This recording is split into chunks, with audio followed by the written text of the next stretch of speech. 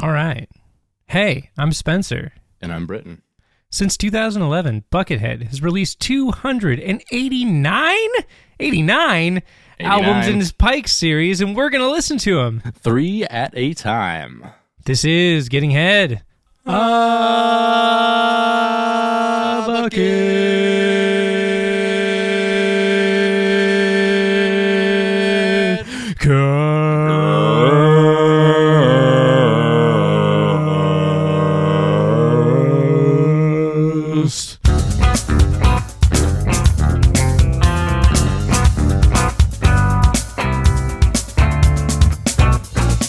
Welcome, bots, slogs, friends, and bucketheads. This is episode 35 of Getting Head. 35. A Bucketcast. Yep. And as expected, I've got nothing interesting to say about 35. Not yet, anyway. 35 is, I mean, you're just like relating it directly to age. Like 35, that's a, let's see. So for gun calibers, you got the 34, and then you got the 38. You don't really have a 35. What's significant about 35? I have no idea. There's a Wikipedia page for the number, apparently. Yeah, well, Is there a Wikipedia page for every number? Pretty much. Ooh, how about this? The Bose Quiet Comfort 35 2 headphones are really great headphones. Really nice wireless headphones. Yeah, what else we got for 35? 35 is the number of quasi-groups of Order 4. Holy shit, who knew? Who knew? Somebody, probably. You know what? During the intro, I couldn't hear you at all, so I'm very interested to see, how out of key we are with each other. Oh, really? No, well, I could hear you way too much, so I was harmonizing with you, so it sounded wonderful. It sounded pretty good. Love that. Hell yeah. It's going to be great. Hell yeah. Hell yeah. Hell yeah. Hell yeah! Exclamation point, like the band. Just like the band. Perfect. Great segue. Today we're going to be, we're not talking about Buckethead at all. We're just talking about Hell Yeah. Specifically Vinnie Paul and his cocaine problem. Yeah. Yep. Yeah. Yep. Did you hear that the club where Dimebag Darrell was shot is being demolished to build affordable housing? I saw that. And it was, I mean, to be fair, it was Dimebag Darrell and 5 other people that got killed that night. Not just Dimebag. Wow, it was really 5 people? Yeah. That's crazy. I don't remember. It might have been 5 other ones, including the guy, because I think he turned the gun on himself after he was done killing. God, that's just the shittiest. Yeah, right. It just sucks so much. I know. I mean, we can joke about Pantera all day, and we will, because Pantera's funny, but also, fuck, man, I mean, that's the worst. I mean, that really sucks. I mean, I think more importantly, though, how are you going to be a band called Damageplan and you don't go around having a plan for damage? God damn it. God damage. Yeah. Yeah. Well, yep. Anyways. Yeah, what if that's real life right there. Yep. What's your real life been like, Spenser? What have you been up to? Oh, not too much. I've been trying to keep my place a little bit cleaner, so I've been cleaning up a lot. I've been doing laundry, especially because I had a cat staying with me for a while, and it was a big floofy white cat. Right. So basically everything I own is covered in floofy white cat fur. So I've just been going around and kind of cleaning that stuff up, and it's been exhausting and a quite laborious process, gotta say. Yeah. The cat hair is no joke. But I did take a break from that to figure out how to make my favorite Egyptian dish today. Oh, yeah? Koshari. Yeah. Koshari? I don't know how to say it. Yeah, you were talking about it's that really last good. week. Yeah. Big fan. I recommended it a couple weeks ago. Yeah. You can also just make it really easily, apparently. I made so much of it today. You might want to turn your mic just a little bit down. It's definitely spiking here and there. Okay. A little too much. Oh yeah. Well, that got so quiet. Let's just do that. Yeah. I'm going to yell into the microphone, and it's still not clipping. Okay, good. Okay, we're good. Cool. Neato. You can leave that in. I don't know. Yeah, Nobody listens anyway. Yeah, it's fine. That's cool. Yep. I'm joking. No. Yeah, so I figured out how to make my favorite Egyptian dish, which I'm very excited about because koshari is delicious.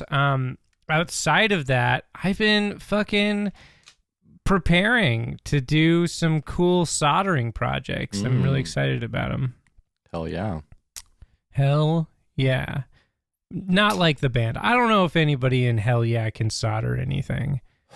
I mean, I don't know. They look like some working class blokes. Like they look like guys who have probably worked on a lot of their own guitars, maybe. Possibly. I don't know. I guess I don't know a whole lot about. I almost said Damageplan. Yeah. Or Damage, yeah. Yeah. Actually. Hell plan, man. I don't really know a whole lot about that band other than it's the vocalist from Mudvayne and the drummer from Pantera. I don't know who else is in that band. Can we go over the members of that band? I want to say most of the rest of the guys are from Nonpoint. I think 2 of them are from Nonpoint. Nonpoint. What was their song? I don't remember, like, but they toured with Mudvayne, which is how they kind of met in the first place. So it's no, sorry, that's Damageplan. How'd I get there? I looked for it. That's why. So Hell Yeah is let's see, Chad Gray from Mudvayne, guitarist Christian Brady, and Tom Maxwell. Tom Maxwell was in Knives Out and Nothingface. Bassist Kyle Sanders. It doesn't say where he's from. Oh, brother of Carl Sanders from Nile. That'd be amazing. Brother of Colonel Sanders from Kentucky Fried Chicken, which loops all the way back around to Buckethead. Wow, okay. So on Apple Music, Nonpoint's biggest played song, so their most played song on Apple Music, is a cover of In the Air Tonight for the Miami Vice, the Michael Mann film, which we talked about last week, original soundtrack. Look at that. I mean, so who is this for again? Nonpoint. Okay. So yeah, it wasn't Nonpoint. It was Nothingface is what I was thinking of. Oh, I wasn't even listening. Oh, fuck. I don't even know who Nothingface is. What is their song? I don't even know. Yeah. Nothingface. Is that like... I mean, you could argue that Buckethead's got a nothing face. That's true. He does have a nothing face. That's a good point. He's the original nothing face. Yeah, you should sue that band. Yeah. Oh, so Nothing Face. Oh, man, I might have to check this band out. Because, like, their biggest album came out in 2000. I bet it is very of the time. Is it the bass player from Mudvayne? Like, they have a music video here that looks very much like the music video for Dig. Like, it's like them in a white room. The bass player has, like, spiky, like, weird hair, like the bass player in the fucking Dig video. Or no, that isn't the bass player. Sorry, that's the guitar player in the Dig video, has the spiky hair. But the bass player of Nothingface has a similar aesthetic. Interesting question mark? Not interesting. No one cares about Nothingface. They're kind of they're kind of a nothing band. If you're a Nothingface fan, please hit me up. Tell me why. Should we review a Nothingface track? Yeah, let's do it. Let's so their most played song on Apple Music is Bleeder from their album Violence in 2000. Can we look up Bleeder? Okay. I would love to hear that song. 0 copyright violations later. Wow, what the fuck? Okay, wow, Nothingface. Okay, that song was like really, honestly, that was a really bland early 2000s alternative rock song. Yeah, it was like Diet Godsmack caffeine free. Yeah. If I had heard that song and I didn't know who was playing, well, so if I had heard that song, firstly, I wouldn't know who was playing it. I would have. Secondly, I would have guessed anywhere from Default to fucking Stained, maybe fucking Filter, Hinder, Seether, one of those bands. Yeah, you know, it has very much the sound of that era. But Indeed. Yeah, I don't know. That got to the mainstream rock chart number 32, apparently. Cool. Cool? Yeah, I'm good for Nothingface. Yeah, they are good for Nothingface. that's the name of the episode. Good for Nothingface. Apparently, their lead vocalist died 4 years ago. So. Oh fuck, that sucks. Mm-hmm. He was in a band called Kingdom of Snakes. I mean, look at he looks like no Wikipedia page. He looks apparently. like a guy who would die at 40 years old. He does, honestly. Like he looks like a dude that you went to high school with, who you're always like, man, you're going really hard on, like, you know, you're going really hard on the whippets, bro. Like, you sure you're okay to drive? And he's like, hell yeah, and then fucking, you know, drives off a cliff or something. Oh, yeah, like the last time you see him is when you like loan him like $20, and then he just never texts you ever again. And you're like, okay. Okay. Yeah. That's fine. Mm-hmm. Like microphones always disappear when he's around. He can magically convert SM57s into heroin. That's a superpower I've seen exercised a great number of times. Yeah, right. It's they wear the sign of the Crass patch usually. Those wizards, you know, the Crass Wizards. Trash wizards. Trash wizards, Crass Wizards. What's the difference? Nothingface is the difference. That's a good point. Yeah, hell yeah. Nothingface else matters. No, there's maybe a meme in there, so probably not. There's Nothingface else mattress. Yeah. Let's just make it incredibly meta, impenetrably meta. I mean, that's what I would say a lot of our output is. Yes. Yeah, this is getting Nothing Head a Nothing Cast. Impenetrably niche podcast. This is us talking about only the set of metal bands we care about and nobody else. That's our... And we don't even really talk about all the metal bands we care about. We talk about like metal bands we don't care about. No, yeah, that's like, true. We talk and like in Primus and like bands we think are funny, but like not necessarily like good to listen to music usually. Sure. Yeah. Yeah. I feel like Primus is the Flaming Lips for a very specific type of person. The Flaming Lips are the Flaming Lips for a very specific type of person. They are, but that's why I'm saying like Primus is also that. The Flaming Lips are like music for like acid heads who have never done acid before. Yeah, it's like that festival drug band. It's like that band you watch at a festival and you're like, these guys are on drugs for sure. Yeah. And you know? Yep. It's like, you know, whether or not they are actually on drugs. I mean, in Primus's case, I'm assuming yes. Yeah, like Primus is the band you book to get the mushrooms crowd, whereas like you know, yeah, you book Nothingface to get you know, like the meth heads. You book Nothingface to get no one. Yeah, and you know, yeah, that's true. I mean, their singer is dead, so booking them would be weird. If Nothingface was still banned, I mean, obviously they're not. R.I.P. Matt. I like, but if they were, just if call they him were by his band, first name, like you know him. Like, who would go see a Nothingface show in 2021? I mean, like, does that band really have that much appeal? I mean, they only had one song that ever even got on the Billboard rock chart, you know? Yeah. So I don't know. I'm sure. I mean, so that style of rock, so that like early 2000s alternative rock style, you know, where it's like a little bit new metal-y, but it's like mostly just like alt rock. Like it's like alt rock with a lot of let's see, like diminished third and diminished seventh harmonies.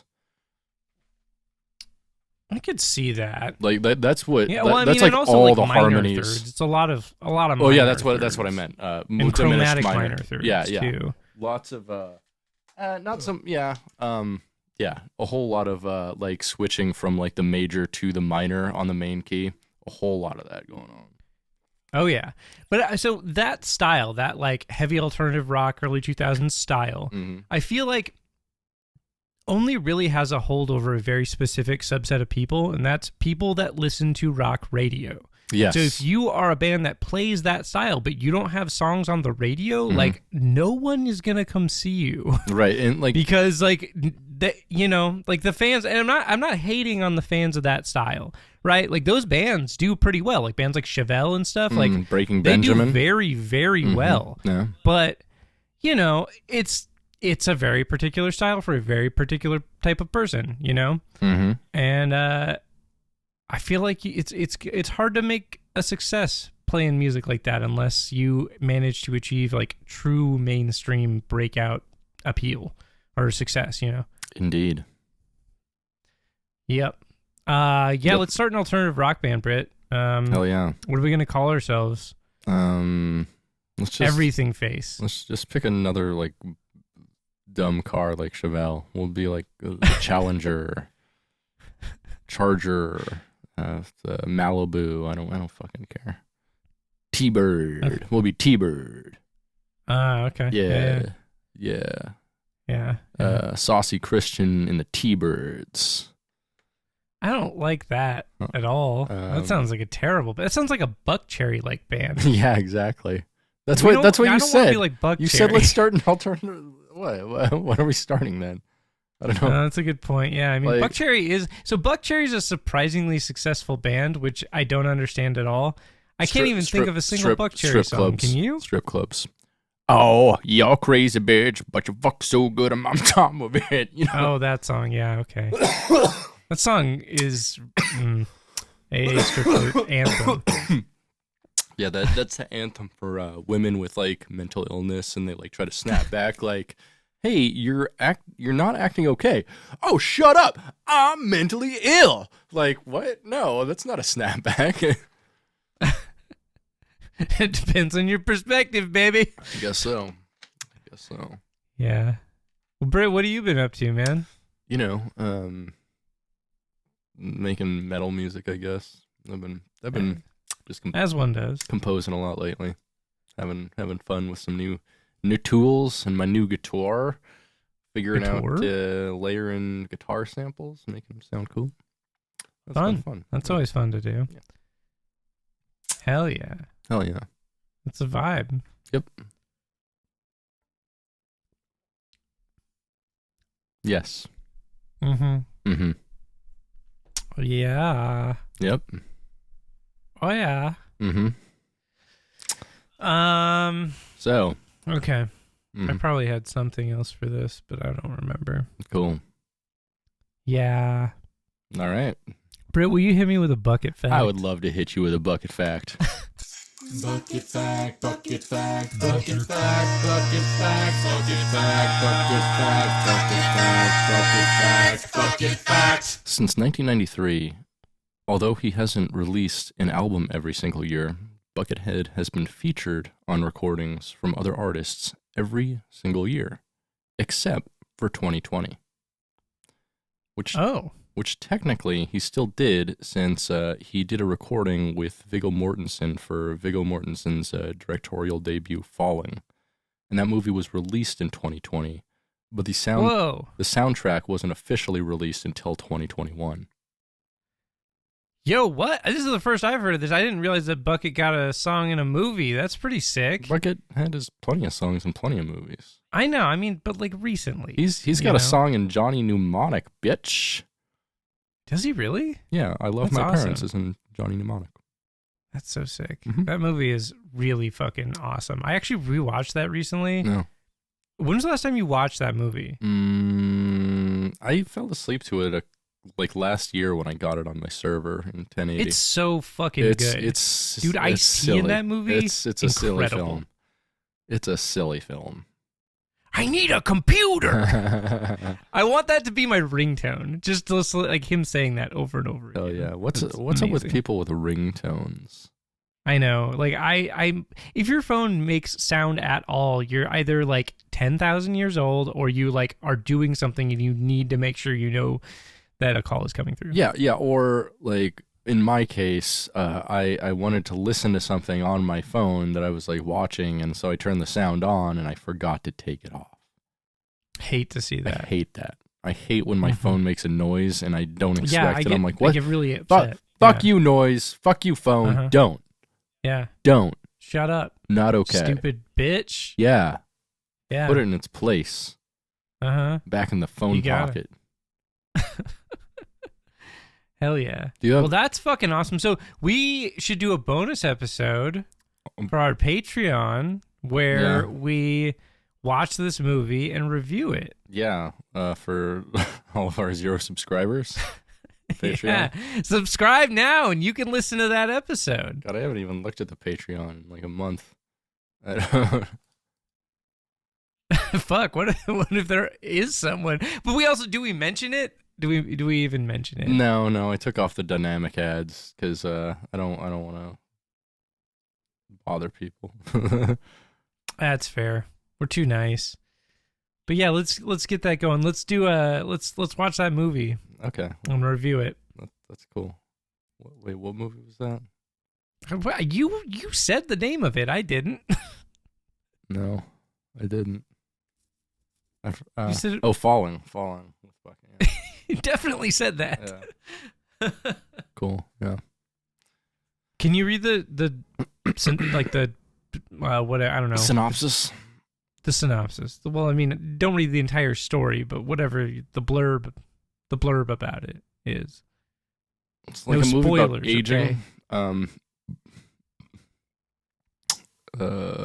The film stars Mortensen is John Peterson, a middle-aged gay man whose conservative and homophobic father, Willis, starts to exhibit symptoms of dementia, forcing him to sell the family farm and move to Los Angeles to live with John and his husband, Eric, who's also gay.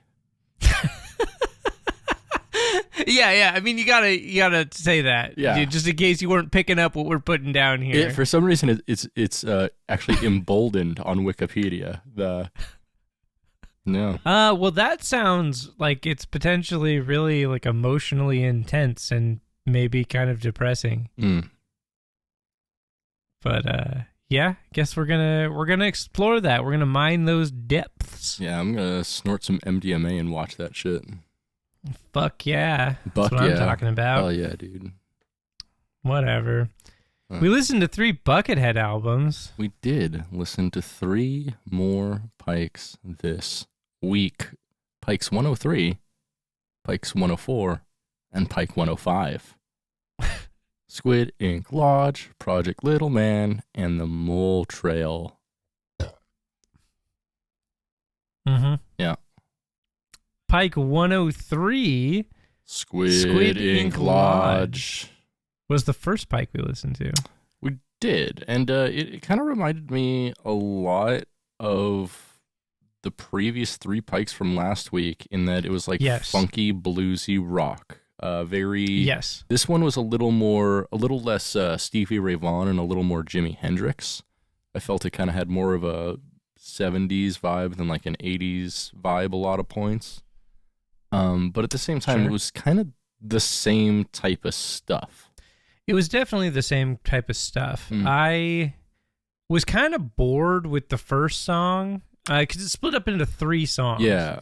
And the first song is like a very slow blues groove with Bucket just soloing over it. Well, so the first song was just like a bass line with a solo over it. And it's like a very simple bass line and a pretty simple drum part without a ton of variation. And it's 9 fucking minutes. So, yeah. I was not super drawn in by that. But once we get to the second song, it starts to open up a little bit and there's some like weirder riffs, some more interesting stuff. I feel like you said, it is very similar to the previous 3 Pikes, but there's enough here that's different that I think it does stand out a little bit. I think it's only the second song, Squid Ink Lodge, that really stands out from the other 3 Pikes. But the song is kind of overlong. It goes for 15 whole minutes. But there's some really good parts, and like the soloing on it is pretty fucking cool. It's like super fast. But it is 15 fucking minutes long, which as far as like instrumental stuff goes, it's long. It's a long one. It's a long dong silver. Hell yeah. Oh yeah. Yeah, so like I did really like that second song. I thought it was pretty cool, pretty different. The third song. But yeah, overall this Pike is very similar to the previous three. It is funk rock. Yeah. In the vein of 60s and 70s funk rockers. I thought with some bluesy stuff sprinkled in here and there. the third song, Drawing in Dirt, is a little more reminiscent of like the 80s bluesy rock, kind of like GNR-ish, Guns N' Roses-ish. Guns N' Roses for the uninformed. Yes. Yeah. We assume you know if you're listening to a Buckethead podcast exactly what GNR is, but No, I'm gonna draw attention to that every single time because you're like, who's Gunner? I'm like, yeah. Oh shit. Well, I have to explain it to you again, Spencer. We do this every podcast. I actually have this in our prep materials for every episode. Is GNR stands for Guns N' Roses. Mm-hmm. Izzy Stradlin. It's not Izzy Strapon. It's Izzy Stradlin. Hell yeah. Can't forget. Hell yeah. Uh-huh. He does do some straddling, if you know what I mean. Yep. Yeah, so this Pike, again, very much like the previous ones. I would say, if you're going to use this in Buckethead Land, I would say it should be in the, like, reptile exhibit. If there's, like, live animals there, and there's, like, a reptile exhibit with, like, snakes and iguanas and stuff, like, this is reptile rock right here. That's what I would say. Reptile, like the band from Finland that does the dinosaur rock shit? That's Heavysaurus. Heavysaurus, okay? Yes, you're right. That's Heavysaurus is something really special, Heavysaurus If I lived in Finland and had children for some fucking reason, I would have them listen to Heavysaurus. Yeah. I want to fuck one of the members of Heavysaurus in the costume, of course. That's pretty sick. Yeah. Is there like a dinosaur equivalent for furries? Like, I think they're just like, furries. Like, yeah, but I don't think they call them like, scalies or anything like that. I've never seen like a dinosaur type furry costume. Wow. You haven't really been on the internet, have you? Okay, enlighten me, Britt, if you're familiar with these furry dinosaur people. I mean, like, the furry costumes are typically, like, wolfish, or, like... Nope. There's all... bear-ish? Types of shit, dude. Like... What did you Google? Did you Google dinosaur furry? I Googled dinosaur fursuit because there's so many of them. Oh, my God. Share your screen. I gotta see them. Oh, yeah. Oh, yeah. Oh, yeah, Britt, this is what I want to see. Oh, my God, was that one pregnant? Are you coming, Spencer? I'm just so excited. There's so many dinosaur and dragon God. fursuits. Like, I'm like, are you kidding me? You haven't seen these? I've just never seen dinosaur fursuits. They're everywhere, dude. Some of you haven't been to a furry convention, and it shows. Okay, sweetie. Yeah. That shirt that this furry guy is wearing in this, I bet that's a metal band. I bet it is. I bet it's Heavysaurus.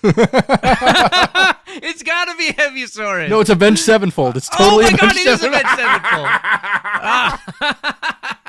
It is Avenged Sevenfold. That's amazing. I love that. Yeah, dude. That's fucking... I like that they are wearing jeans too. Like, jeans with the fursuit is underappreciated as a look. Hell yeah. This is all very erotic for me. Mm-hmm. Look at that one. Oh, yeah. Yeah, that's good. Yeah. It's the good stuff right there. Mm-hmm. Wow. We live in a society, Britt. We do. You're welcome, Spencer. Welcome for... Thanks for exposing me. Turning you on and turning you on. Well, that's great. Yeah, so this is the music that they should play at the furry convention that they hold at Buckethead Land. Interesting. Well, that's a interesting, but only the lizard themed furry convention. Yes, as I said before, as previously stated, it is reptile rock. I mean, do they allow? Do you think dinosaurs as well? Do they kind of put those under the same category as dinosaurs? I'm sorry, dragons. What? Do you think they I don't know which part you want to replace with dragons. I think I said dragons in the first place, but then tried to replace it with dragons. You said dinosaurs like 4 times. And you're like, no. It's dragons. I'm like, wait, what? Do you think like okay, so like dinosaur fetishists? Do you think they allow dragons like in their fetish conventions? I don't think so. I think that dragons are a different thing. Okay. Yeah, I mean, they are. They're still like, lizards. It depends on the community, obviously. But, right. like, I do think that, like, in the furry community, knowing a thing or two about that, I feel like there's a lot of people that fetishize dragons. And I don't think that those are the same people that fetishize dinosaurs. Right. So, I don't know. I think that there's a difference in... I bet there's some crossover, but probably not as much as you might think. It's a shame. It's a real shame. Truly. I thought it would be a great soundtrack to Buckethead's Smokehouse and Whiskey Den.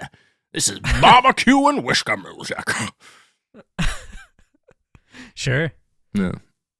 Cool. Yep. I'd go there. I'd hang out there. I'd drink a whiskey. A whiskey. Sir, yeah, excuse me, sir. One whiskey, please. What? Yeah. Would you like a bourbon or a whiskey? Just one, thank you. I like the idea of somebody being like, "Did you want scotch, bourbon?" You know, and you're like, "No, a whiskey." Yeah. Oh, idiot. Yeah, like going, like let's go to bars and order like we're on a movie and be like, "Yeah, I'll take a beer, thanks." They'll be like, what type of beer? What do you mean? Give me a beer. That's basically what I do at bars. Oh, yeah? Well, you can ask. I'm like, give me a beer. And they're like, what kind of beer? I'm like, I don't care. Pick one. Yeah. And they're like, are you sure? I'm like, yeah, I'm sure. I really don't care. It's all beer. It's all the same. Yeah. Just give me one. It doesn't and he's matter. Like, oh, finally, someone's going to try my piss kombucha. I don't think you could make kombucha with piss. I mean, if you put, you could if you put some kind of sugar in there. Yeah. I mean, yeah, you'd have to be sweet piss for sure. I bet diabetic piss is sweet. I bet you could totally ferment diabetic piss. Diabetic piss kombucha. Hell yeah, dog. Yeah. Speaking of diabetic piss kombucha, the UT kombucha. Pike 104. Speaking of that, Project Little Man. This bike is so good. It's pretty good. Tell us when it came out. It came out February 27th, 2015. This one oddly came out after several more Pikes. So this one was announced and then not released for several months. So although this one does come in between Pike 103 and 105 in canon, it came out physically a month after Pike 105. Interesting. The next Pike. So, but yeah, it's pretty good. It's a nice change of pace after the last 4 blues rock odysseys that we fucking took straight into the fucking rack of bucket ribs. Totally. And so this one is a straight up like melodic guitar rock, like melodic riffs. It's so Buckethead. Melodic solos, some absolute shredding solos. Oh, yeah. Like really nice. Especially like, the first song. He like shreds fucking fast. He's playing like nothing but 64th notes for like 4 minutes straight. And he's playing it well. Impressive. Like it's very impressive. shred. Yeah. Like, but they're good solos. Like they're interesting. There's cool phrasing. Like there's cool melodies. Like this one, I was listening to it and I was like, man, fuck! I wish there was vocals on this. Because like if there was vocals on this one, like you could definitely sell this as like kind of throwback, like melodic 80s influenced metal type stuff. Like you could totally frame this in that context with the right kind of vocals. Like it's fun. Yeah, it's pretty cool. The one criticism I do have of it is excuse me. I think it should have been split up into a lot more than 2 songs. Like, oh yeah. It could have been paced better if he just like, I don't know, cut it up into like 10 different songs. Totally. I could see that. I mean, even with that though, like it does feel like it takes you on a journey. Like the riffs stay fresh, they stay interesting. Mm-hmm. It doesn't get too repetitive, which is nice. But it's got a lot of energy, which is like really cool to hear after the last few Pikes. Because I know, like I say a lot, you know, the restrictions of the format that we're doing make it so that in some circumstances we, you know, listen to 3 mid-paced blues rock albums. Yes, you know? Yes, we do. So having one that just like it out of the gate, like energy, and it's like, oh, cool, and it's a little bit faster, and there's like some shredding, and it's like, this is cool. It's, you know, I don't know. They based on what we've listened to over the past few weeks, this was a very refreshing. Yes, it was definitely the Andes Mint of the last couple weeks. Yes. I love an Andes Mint. Andes. Oh, yeah, I guess they are vegan, aren't they? Because they dark are chocolate. not vegan. Oh, they're not. They have cream much. in them, don't they? Because they're not milk chocolate, but they have the cream and the mint. Well, no. So they're milk chocolate. Oh, are they? I thought the they were mint dark chocolate. part, I think, is probably vegan, but the rest of it is not. Well, that's a real stinker for you. I made my own variant of Andes Mints vegan because I missed them so much, and they actually came out really, really good. I should make those again, but with weed in them. Dude, that'd rock. You know what? Right? You know what rocked that I tried a while ago was it was like an Andes Mint, but with like coconut in it. So it was kind of like sick. a Mounds, but mint. It was super good. That sounds amazing. Super good, dude. Coconut's one of those things that I've like really come around on as I've gotten older. Like when I was growing up, like the coconut candies, like an Almond Joy, if you will. Loving Almond Joy is great, but like the Mounds is where it's really at. Yeah, but like so when I had those as a kid, I was like, "What the fuck is this? I never want this. This is horrible." And as I've gotten older, I've realized that like no, like you know, desiccated coconut is fucking pretty good. You know, it's like chewy, but you get used to that, and there's a nice flavor there. Why does desiccated coconut sound like a Severed Savior album? Yeah, it does. Yeah, it does. Man, speaking of Severed Savior, I was walking in the University District of Seattle, Washington, and I saw some graffiti on the front of a building that just said one word, and it said Monte, Monte. So, of course, I took a picture of it, and I texted it to our friend and former guest, Monty McCleary, and laughed about it. But that got me thinking, back in the day when I used to live with Monty, and I want to say like 2011, 2012, something like that, he had a Severed Savior t-shirt that on the back of it, in large, like distorted letters, it said inverted and inserted. Hell yeah. And had like an inverted cross, which I love that so much. It was so nice to see. Every time I saw it, I just got stoked. I love that. People would stare at us at Safeway. It was a good vibe. Good times. Yeah. Good times. Listen to Severed Savior if you never have, listener. They're heavy. So they're very good. They're a tech / brutal death band. Yeah. They're pretty cool. Yeah. They had that one song about poop. That's a pretty good song. Remember that. I like that song a lot. They had that one album with a ton of like jazz parts on it that I really liked. Yeah, that was their last one. Yeah, that was they really put good. out. That record's really cool. Yeah, that one's like the more like thinking man one. Their first one though, and like that thing, like there's literally just songs about poop. Like it's sick. Pretty good. Like. Yeah. You love to see the poop metal. There's so much more poop metal than you would ever like think that there is, but there's so much of it. And like that's different from anal metal. There's a lot of anal metal too. Yeah. But poop metal is a different offshoot of that. It's generally not anus related. It's just poop related. Right. Which I think I like that there's a distinction between those bands. Then you have bands though like Bathtub Shitter, who sounds like they'd be a poop band, but they are almost entirely like porn grind and like gore grind. And they don't really talk about poop at all, which to me was real disappointing. Surprising. once I got into the lyrics real deep, I was like, oh, I don't know if I can listen to these guys anymore because I was in it for the poop, you know? Yeah. I don't know about you. That makes sense. Yeah.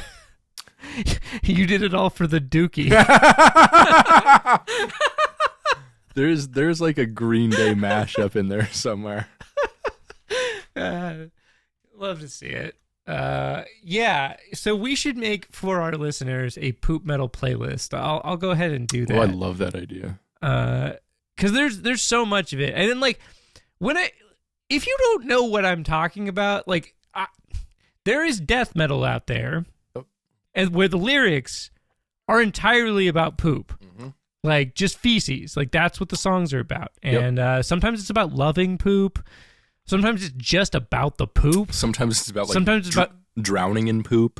Drowning poop, eating poop, being pooped on. Yep.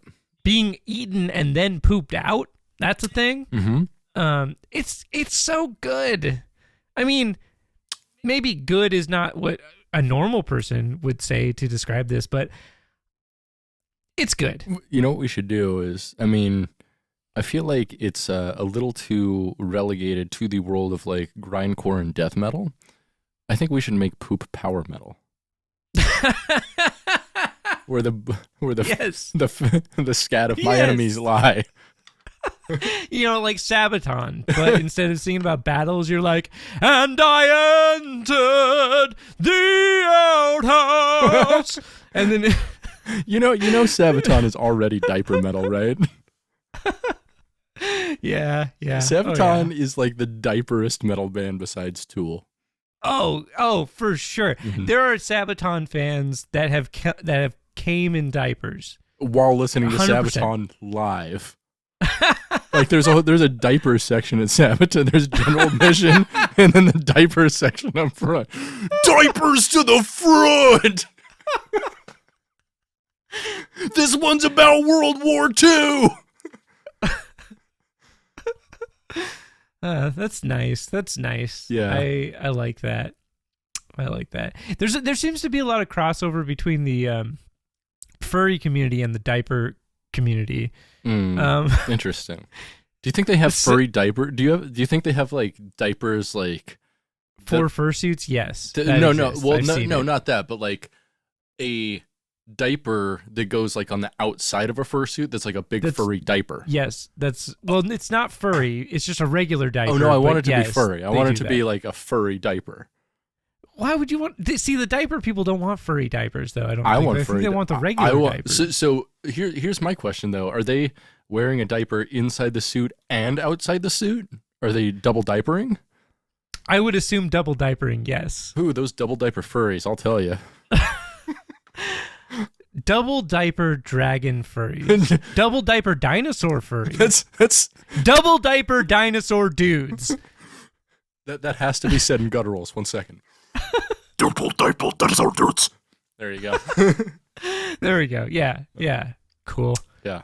We gotta take the brutal death world by storm by just making like, death metal about furry. Well, I was gonna say death metal about furries, but dude, that has to exist by this point. Like, I'm sure that's out there. Oh yeah. Is there a death metal furry band? Oh my god, there's got to be, right? Like, yeah, I bet there is. I bet there is. I bet there's like furry like power metal like Heavysaurus, bro. It's furry power metal. That's true.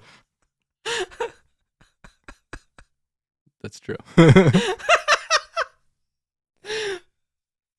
Well, Pike 104 was a fun listen. I would recommend it. Yeah, Project Little Man. I would say it should be the soundtrack to a... I don't know. If there was a Heavysaurus-like band that played in Buckethead Land, this should be their music. So here's my idea. It's to an exhibit in Buckethead Land that's kind of similar to the Honey, I Shrunk the Kids exhibit in Disneyland. Oh, yeah. So it's like everyday items, but like blown up, super big. Yeah. So Project Little Man is like the project is you like become a little man and you like get to wander around in like the soup. You get to wander around in like Buckethead's practice room, and so there's like these giant guitar pedals you can climb on, and like a huge amp and shit. You know, a big guitar that you can actually play. You know, with like that functional sounds strings. fun, Yeah. I think that'd that's be good. That sounds pretty cool. Yeah, that's great. I like that idea a lot. Yeah. Hell yeah. Pike 105, the Moltrail, Mm-hmm. released on January 27th, 2015, 6 days after Pike 103 and a full month before Pike 104. Wild. Super wild. So let's first let's pontificate on what we think Moltrail might mean. I thought about that a bit. Mhm. I have no idea. Yeah, because the cover is like kind of just a roller coaster, right? It's like a steel roller coaster tracks, and it's got to be a roller coaster. Yeah, called probably the Moltrail, and I'm imagining it's like a dark ride where it's like you go on molehills and shit like that, and it's mostly an indoor ride, but with some outdoor sections, kind of like not Splash Mountain, the fucking Thunder Mountain, whatever, you know, the deserty one. A bunch of rides at fucking Disneyland. I don't know. I've never been to Disneyland. I've just Nice. watched some shit. Cool. Yeah. Sure. Yeah. I mean, it's a roller coaster for sure. This record starts off kind of interesting, I think. It's like a it starts off kind of like riff. It's kind of like noise rock Kind of, except for like the first half of it. it's like he just takes his guitar and like uses the whammy pedal to tune it down to like it sounds like a big crushing bass. Yeah. and It just does kinda just like bounce. these weird riffs with it Mhm, yeah. that remind me, like, honestly, a lot of like 90s noise rock, kind of. Yeah, I could see that. I would say, like, if you had like some kind of faint vocals over that, like, you could definitely sell that as like a noise rock kind of a thing. But then it kind of takes a turn. Like the first half of it is very much like you described, Mhm. right? Like weird whammy pedal guitar riffs. And then it takes a turn and just becomes shredding. Yeah, Just yeah. shredding. Mhm. Which is pretty interesting because this is the first time I have audibly heard Buckethead sweep pick this entire time. He doesn't typically do a whole lot of like traditional I feel- sweeping. I mean, he does a lot of like sweeping with taps or like tap sweeping. Yeah, stuff like that. But like what I'm talking about is like Yeah, when you're learning sweep flat picking, like pick there's some sweeping. pretty Yeah. like standard patterns, you Mhm. know, that you kind of learn first. And like I haven't heard Buckethead play that type of sweep picking True. so far. And like there's a part in this, I think it's like about 3/4 of the way through, where he just like straight up does like, you know, kind of traditional sweeping, Mhm. which is fun to hear. I was like, oh shit, bucket sweeping. It's pretty dope. Bucket sweep. Bucket sweep. Yeah. I definitely kind of like, I don't know. The first song was a little bit long, even though it did have that nice like complete change of pace in there. Second song was just, I don't know. We should say the track or the album is divided into 3 tracks. The Moltrail Part 1, the Moltrail Part 2, and then the third one, Woven Wire. And the first 2 songs kind of sound like they go together. The third one is more of just like a sludge song, though. It's not bad. It's pretty cool. Yeah. It's pretty short, and it's a weird way because like usually when he ends the album with something short, it's something like he goes from just like crushing metal into like something super soft. But it was This is weird to hear him go from like kind of alt metal into something much harder to end it. Yeah, and there's some it's a very weird little short track. Like it felt to me, it was like he looked at it and was like, "Oh, this is 27 minutes. I should do another thing to get it over 30 minutes." And then just like threw that together. That sounds accurate. That's just kind of how it felt to me. I didn't dislike it though. No. This record is weird because it's like kind of a mix of the other two in some ways. Mm-hmm. Like the sludgy kind of like noise rock riffs and stuff are kind of bluesy in nature. Yeah. They're just weird. And then the shredding is similar to Pike 103 or 104, sorry. Similar to Pike 104, but it's not quite as melodic. It's not quite as compelling It's just, it feels like a B-side, if you will, of the previous Pike. Yeah, that sounds about right. It's not bad. It's just like not bad, not remarkable. And it's kind of just, I don't know, like a clip show of the previous several seasons of Buckethead Land. Previously on Buckethead Land. Intense metal music playing. That's great. That's great. Yeah, this one's a bit weird. I would say if there's an edgy alternative clothing store inside of Buckethead Land, this should be the music they play. No, I actually feel it's kind of clothing store music, but it's like a place that sells like a lot of leather goods. I would say like leather goods and like oversized flannel t-shirts. Yeah, a place like that's like you shop for clothes there if you have like a pack of Marbs in the sleeve of your t-shirt. Oh, sure. Yeah. A real cool... For those who live hard. Cool guys. For those who do the do. Yeah. Yeah. Mm-hmm. Yeah. Yeah. That's what I would say.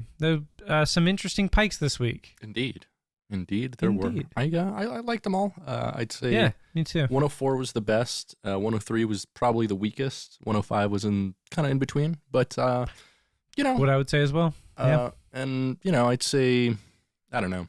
I'd probably put 103 right in the average there.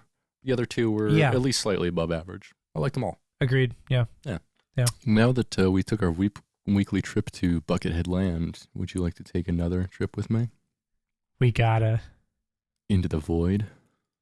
The void, baby. Statements from the Bucket Boy. Oh my God, Britt. Spenser. Are you ready? No. You're not. I know that. Okay, so we're going to do something. Oh, man, I forgot to. Okay, never mind. So, it's great to be back again. It's great to be here. It's great to be looking at the internet and seeing what they're saying. We have a wealth of things to get through today. And I'll explain why. Okay, we're going to start things off with, I was Googling for Pike 103, and it came up with an address here in Seattle.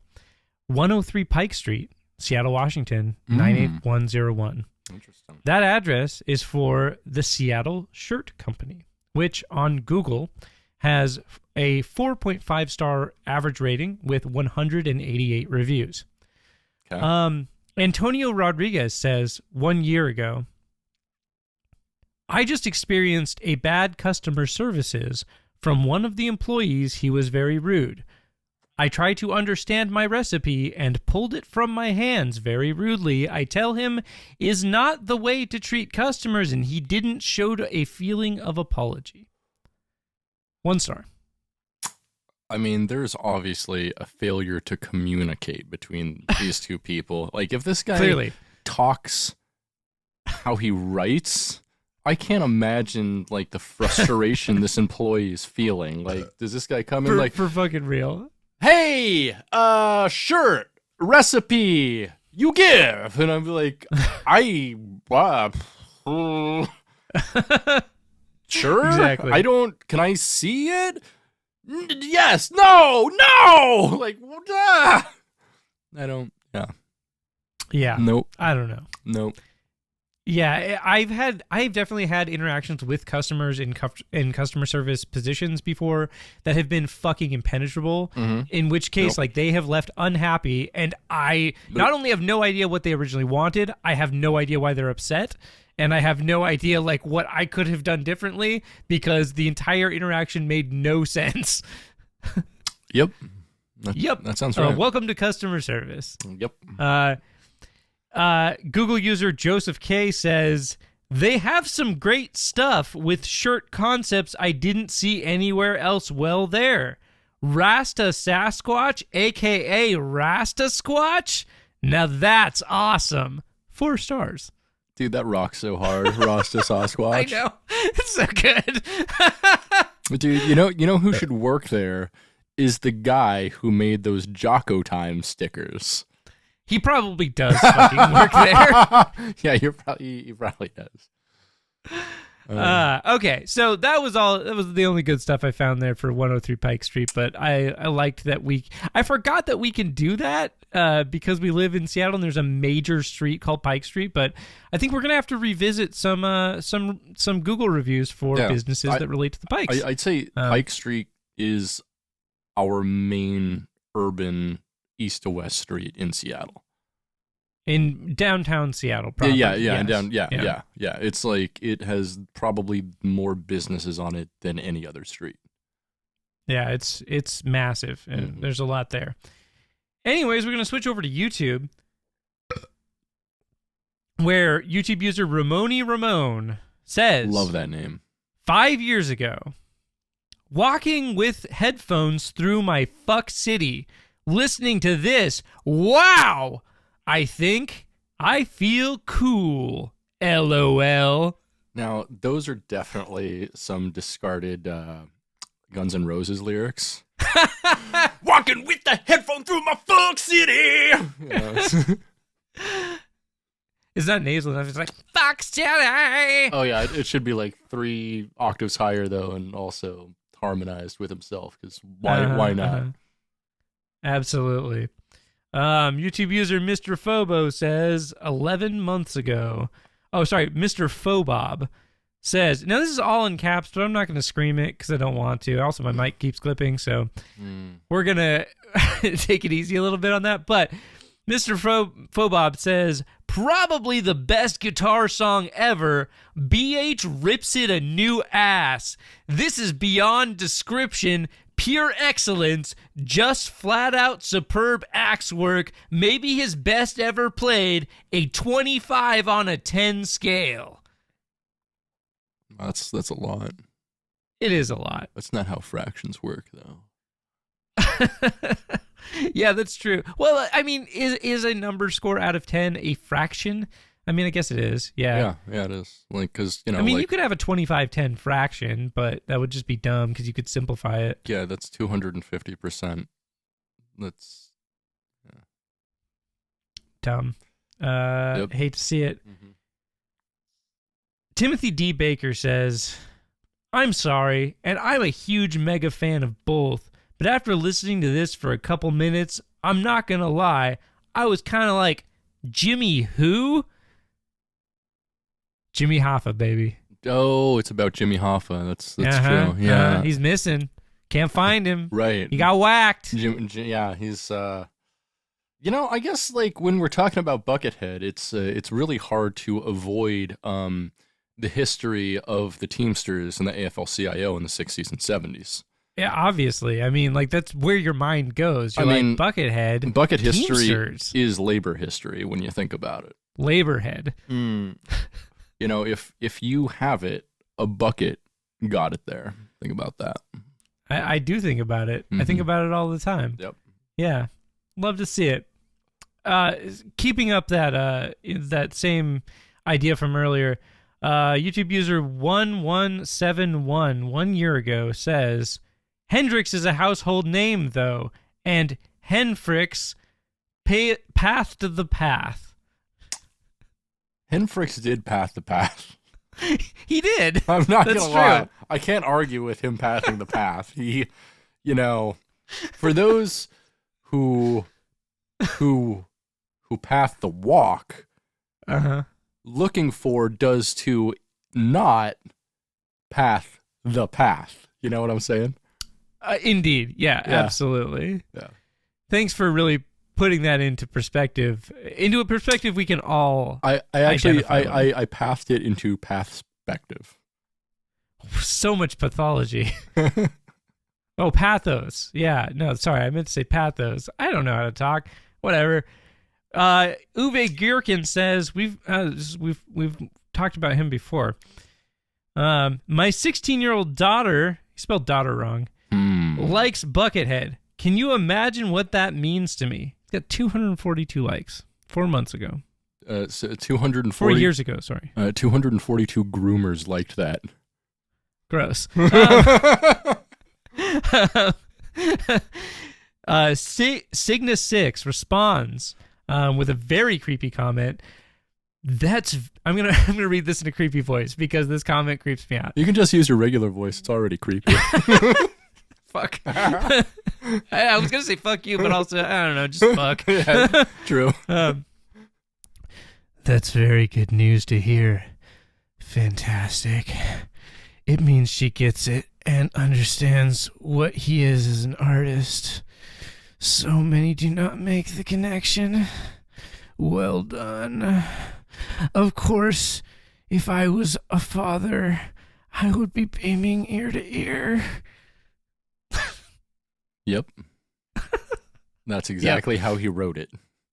It is. There's lots of ellipsi Ooh. between things. There's no real punctuation. So- That's how you know somebody's like over 50 when they don't use real punctuation. They just use ellipsis, ellipses. Yeah. So the thing about ellipses is like a lot of people use them like in lieu of punctuation. I like to imagine that they're speaking and they do something every time there's an ellipsis. This guy right here, he's licking his lips every time there's an ellipsis. He's like, or just if I was a father, touching his penis. Also, I'd be beaming from ear to ear. Yeah. Exactly. Yeah. That's something that's very funny. It makes me actually like dislike using ellipsis. Is it ellipses or is it ellipsi? I don't know. It doesn't. Ellipses. We'll go with that. Okay, sure.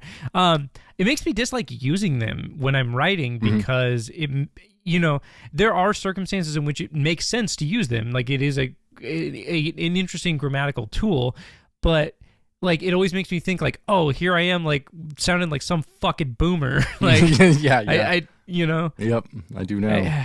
It bothers me quite a bit. Dr. Jekyll Van Hyde. That's a sweet whose name. Picture I really is like a that picture name. of Captain Jack Sparrow from Pirates of the Caribbean. Cool. Drops some knowledge on us here and says, Do it. This is in reference to Pike 104. Mm-hmm. And he says, kind of funny he chose that title because Buckethead is actually insanely tall, almost a giant. Yeah. I guess so. As if we didn't know that. Yeah. But there's a response here that I think casts an interesting light on things. Mhm. Kevin Grant says, in response to the previous comment, Buckethead is a tall dude. Ever notice that he kind of resembles a certain president? 3 guesses. And then later on says, stovepipe hat and a beard playing these great licks on an axe? What? Buckethead is Abraham Lincoln. I get the insinuation, and that's why I'm saying I know this is the first. what with a capital question mark. This is the first reference I've seen, and I've read a lot of like Buckethead community talk on the internet. This is the first reference I've seen of anyone comparing Buckethead to Abraham Lincoln for some reason. Right, and so when you first mentioned like, do you remind him of any other president? I'm like, George Washington. He was tall, right? And like I'm like, I can't make this connection. Like I'm racking, and I watched like. I've watched like all the presidents ranked videos like all week, so I've got presidents on the mind, and I'm like, no. Yeah. When I read that too, I was like, what? What the? And then, like he gives it away, But then I was still like, what? Yeah. That's a stretch. That's a stretch. Interestingly Armstrong. enough, he had a few responses. Now I didn't screen cap those, but he had a few responses of people being like, oh yeah. Yeah, Abraham Lincoln. Yeah, I hate it for sure. I hate this. I hate this so much. I do too. 407 buckets ago. 420 and 69 ago is more like it. Yeah, that's pretty good. Okay. All right. So we've come to the point in the show where we need to acknowledge what White Eagle on YouTube has written here, which I will dub the Buckethead Prayer. Oh, did you say White Eagle is his name? Uh-huh. You got to make sure we cred White Eagle. Go for it. Yeah.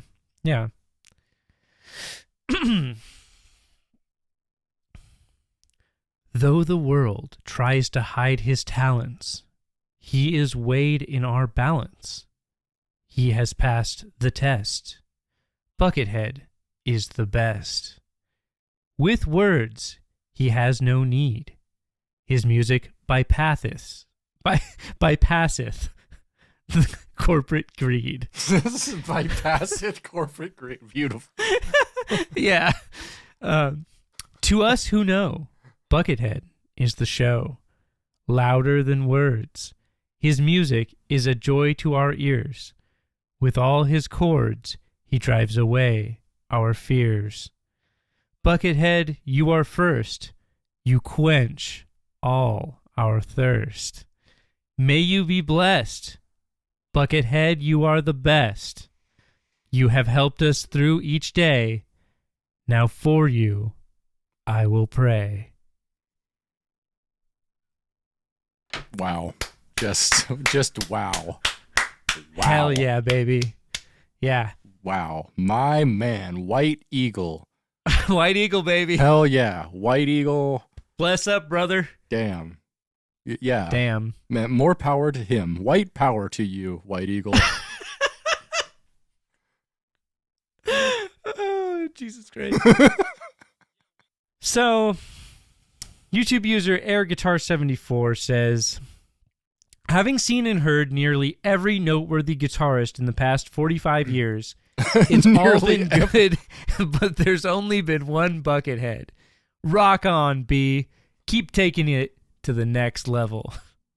I love how this guy has just heard all the music. He's heard all the music. He's heard every noteworthy guitarist in the past 45 years. I mean, because it's impressive. I know, because it's weird. Because, you know, a lot of guitarists, like, are never exposed. Like, a great guitarist are, like, never have any mainstream success. Like, yeah, you really got to be digging if you're hearing everybody. I know. This guy is obviously, maybe he's in the music biz. Maybe he's a guitar historian. Well, I mean, due to his name, he's probably in the air guitar biz. He's an air guitar historian, probably. Yeah, probably. Oh. He only does the histories of guitarists who have played for the British production group Air. Ah, yeah. Yes. Okay. Yes. Yeah. Well, and Air Patrol. Yeah, right. Yeah. And the theme song for Airwolf. Oh yeah. Oh, with Ernest a banger. Ernest right there. Borgnine as a helicopter. Airwolf is fun. I watched Airwolf at your house. You didn't watch it with me. I think I was too high or something. I don't remember. I don't remember. I think that you were like fighting with someone you were dating at the time. Sick. And so I just ended up watching Love that. Airwolf by myself. Hell yeah. I was really high. It was fine. That's cool. I just remember that. Pretty good. We have a few responses here, 3 of which we're going to talk about. YouTube user Chris Widener responds 4 years ago, says, as a rapidly aging music lover, I couldn't agree more. Cool.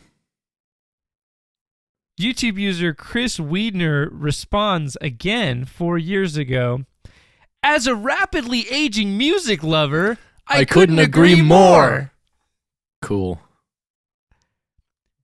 YouTube user Chris Wiedner responds again 4 years ago, as a rapidly aging music lover, I couldn't agree more.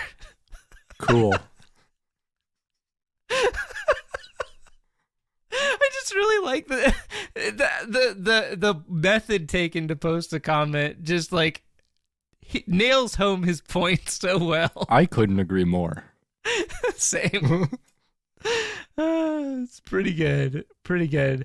So the reason we have so much good stuff to pull from this week is Pike 104 has, I think, nearly 200,000 views on YouTube. Really? That's interesting. Or maybe a little bit more than 200,000. As a result, it had over 300 comments, which there was quite a lot in there, like some fun stuff to pull from.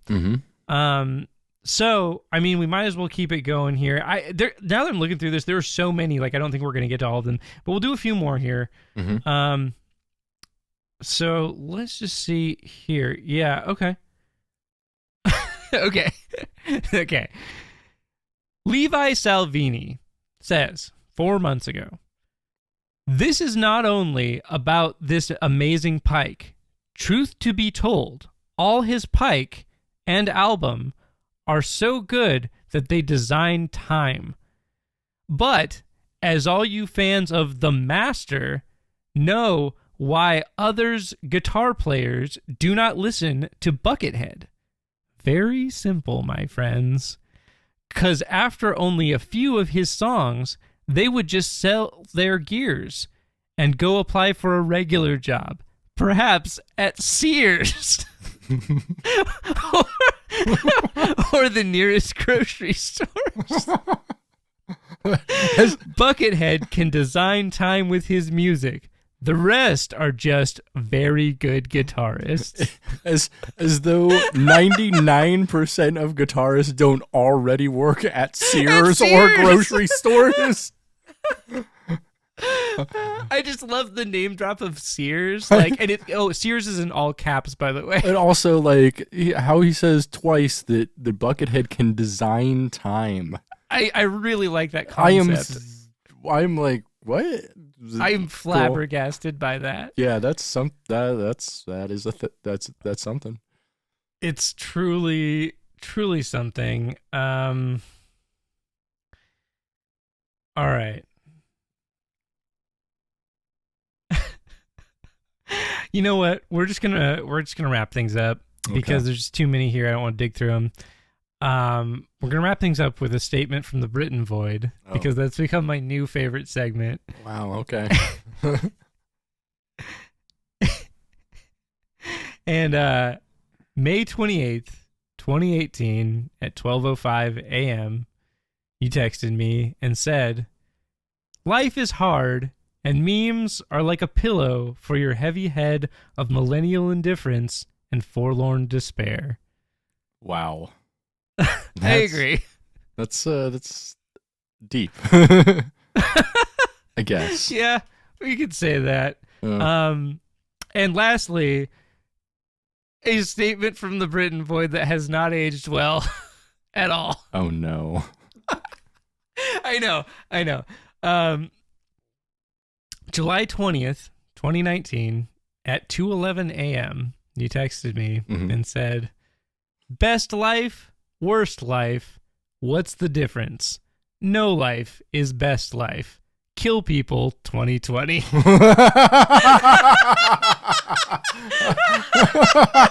Wow. I campaigned way too hard for that. Yeah, truly. Statements from the Bucket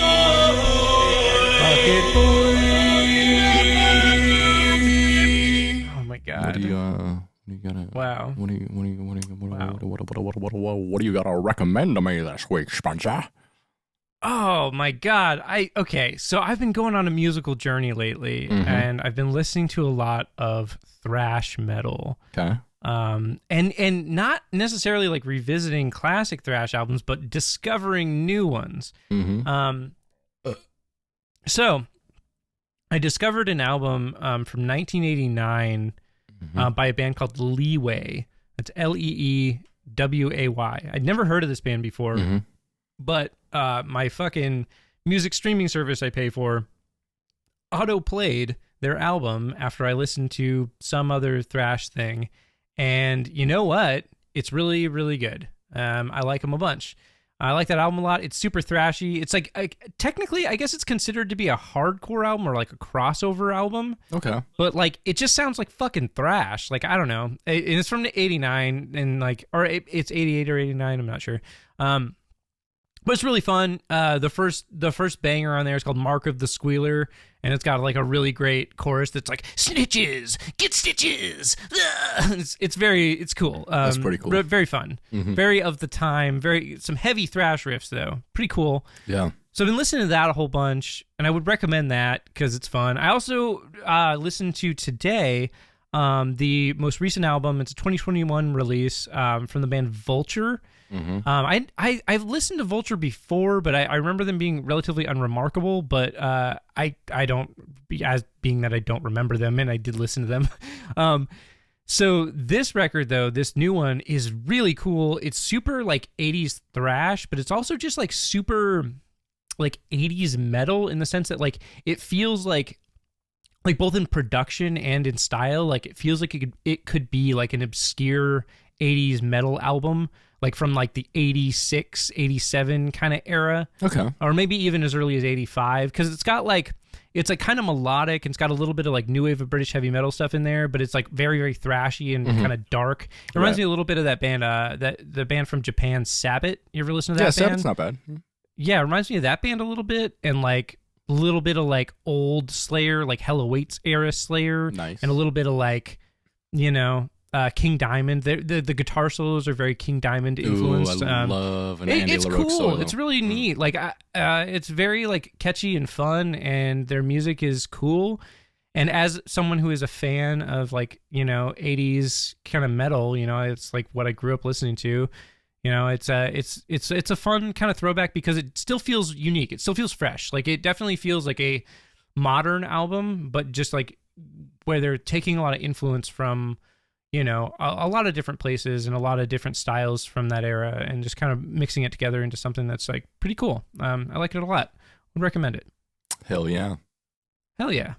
Britt, what you got to recommend me? I'm going to recommend a clothing maker. I think both of us follow on Instagram. Oh, who made do tell. the shirt that I am wearing. A clothing maker used to go by Steely Jordan, but now goes by Double.Wonderful. They make a lot of like bootleg aftermarket Steely Dan merch that's like super high quality. Yeah, I love that Asia shirt you're wearing right now. Yeah, it fucking rocks, dude. Look at the arms with Asia. Yeah.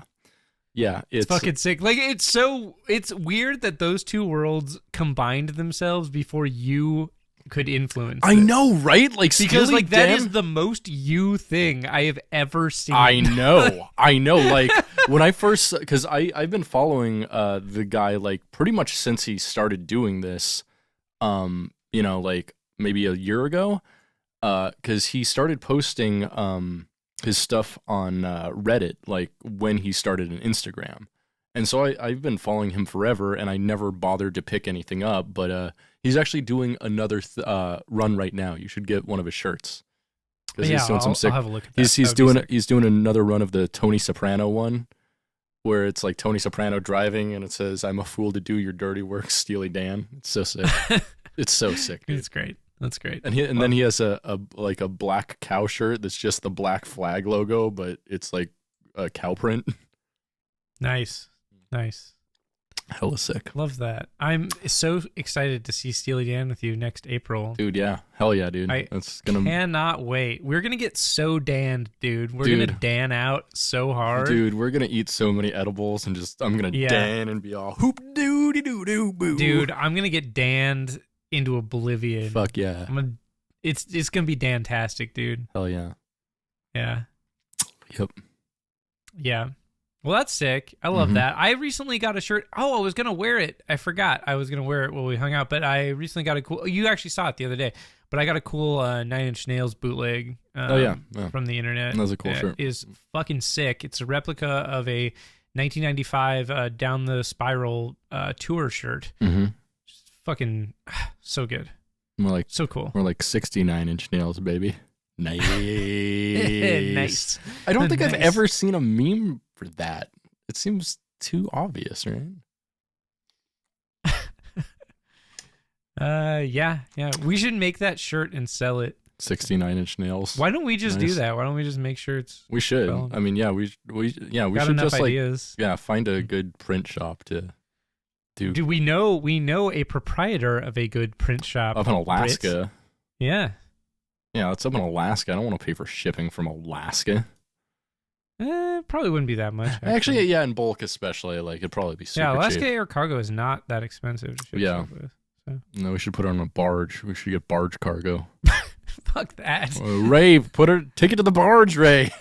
The barge. Put it on the ship. Yeah. Hell yeah. Hell yeah. What's the tempo set to in the track that you record this on? I just keep it 120. Oh, mine is at 101 tempo. Really? I say I be keeping it 100, but I really usually just be keeping it 120. That would be a pretty fun meme if you used like screenshots. From my DAW, but I usually just keep it and then 120.00 BPM. Yeah. That's actually that is easy to make. That's a very like band meme 666 type meme. Yeah. For sure. Oh God. Yep. It's that time of the night, isn't it? I've been dreading it too, but here we go. I'm always dreading it. Bucket joke. Bucket joke. Bucket joke. Bucket joke. Hey, what does Buckethead call the cul-de-sac in which he lives? Tell me. And the bucket hood. All right. What do Primus and the Royal Dutch Shell Prelude, the largest ship in the world by gross tonnage, have in common? Oh, no. No! Well, neither of them are music, so... What? It's not where I expected you to go with that. The ship's not music, and neither is Primus. Okay. All right. Okay. Yeah, that's true. Did Larry you... Lalonde would disagree with you and be like, I was in possessed. I was just going to say that. That's the only thing he can say is like, I do play for Primus, but I was in possessed. It's like, hey Larry, how you doing? We're not going to talk about that. Hey, Larry, what do you want to eat? We're gonna go pick up lunch. Listen, I was in possessed. Played lead guitar, first 2 albums. Come on. Did you hear what Geordie LaForge did to Ensign Wesley Crusher for stealing his Electro-Harmonix mainframe pedal? No. Well, he bit Crusher. God. That was a great joke for you. Almost no one. Yeah, I pretty much wrote that for you. You're welcome. That's pretty good. You could also have used the what is it? The Earthquaker Devices unicorn, whatever their unicorn pedal is. Yeah, this one was a little Crusher. easier. What kind of tube overdrive pedals do Bajorans use? I don't know. Well, the Ibanez TS9. Or sometimes they use the Boss DS1.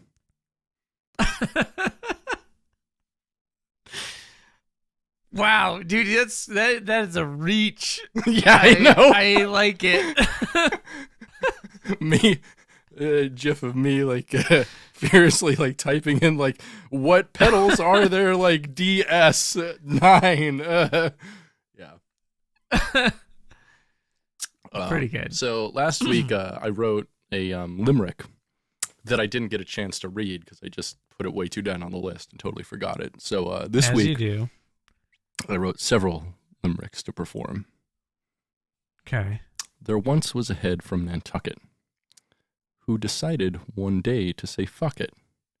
He wanted some top, so he smoked some crop, and that's how he headed the bucket.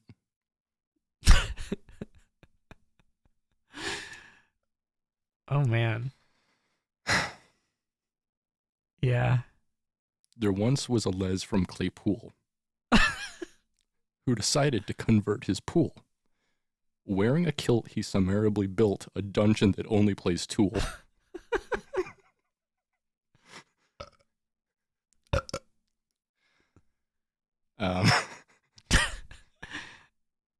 Yeah. There once was a les from Claypool who thought playing lead bass was cool,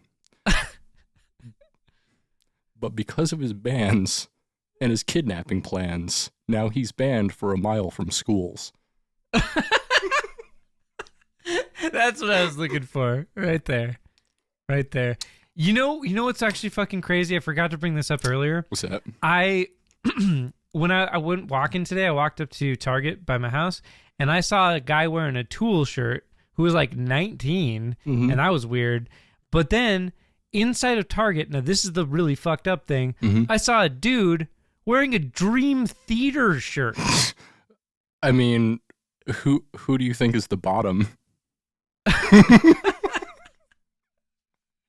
Wow, great question. Dream Theater guy, obviously. Yeah, I'd say so. I was just like, dude, what? It's 2021. People don't go out in public being like, all right, listen to Dream Theater. Like, that's, yeah. You keep that shit at home. We have a don't ask, don't tell policy around Dream Theater. Like, don't ask, don't dream theater. Yeah, Yanni's Dare to Dream Theater. Yeah, wow. I was gonna say Dare to Dream, but I'm glad you made the Yanni connection. I totally forgot about that. Mm-hmm. Yeah. That's my favorite Yanni album. I mean, well, excuse me, you gotta have your favorite Yanni. No, Live at the Acropolis is so. Honestly, Live at the Acropolis legendary is close to like a live 2007 for me. Like, it's that fucking good of a live album. It's very good. Yeah. Man, imagine a Yanni X Daft Punk collab. Dude, that would rock so hard. Oh, dude, Yanni X Health. Dude, that would. I mean, they'd do it. They would do it in a second. Yeah, they If would. they could get the rights to that. Try to get Yanni to be on your song. Dude, yeah. That'd be sick. Yeah. Your story reminded me of a joke I wrote several years ago that definitely belongs here. Whenever I see someone wearing a Tool shirt, I usually take them at their word. I found that text. Oh, did you? I almost read that. It's a good joke. Like, it's very self-contained. It makes fun of Tool. It hits all my. I mean, it checks all the boxes. It's hip with the kids. It is. They love that. You know. All right. Got one more limerick for you. All right. All right. There once was a David from Ellefson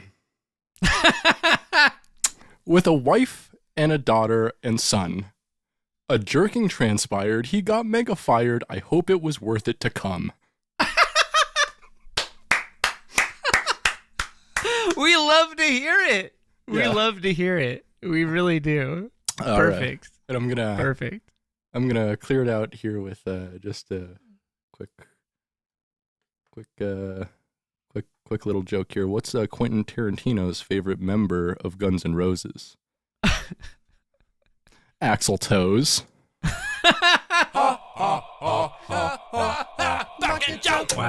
Wow. Look at that. Yep. Heck yeah. Here we are again. Here we are again, on our own. Making a podcast about Buckethead. Who would have known? No one listens. Maybe we should stop. No, never gonna stop. Yep. What is your Scott Columbus tab? I can't.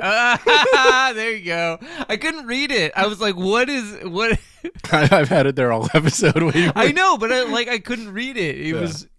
All I could do was Scott Columbus ... Yeah.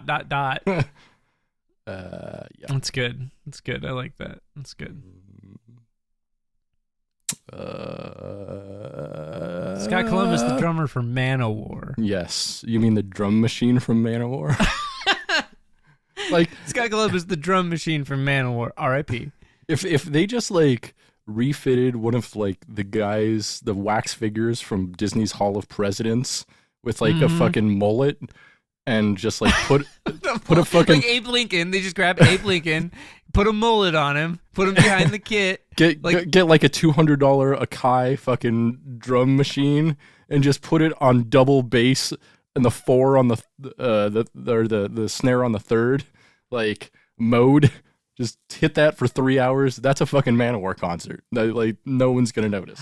Honestly, when it comes to like more modern Manowar, it's literally just 4 to the floor, just boom ka, boom ka, boom it's either ka, forever. They also have like they have that too. Like they do. They have yeah. There's that, but it's like it happens less often than you think. Like when you listen to it, you're like, oh man, this is a lot of just straight four to the floor with some hats. And it leaves a lot of room for vocals, and like Manowar is in essence a vocal band. Like the bassist plays guitar, the guitarist only really plays solos, the drummer is a machine. Like the vocalist is the only thing like objectively usually interesting to listen to and like expressive. Yeah, 100%. Anyway, this has been Britton. And this has been Spenser. You've been listening to Gettin' Head, a Bucketcast. Stay greasy, Bucketheads. Namaste.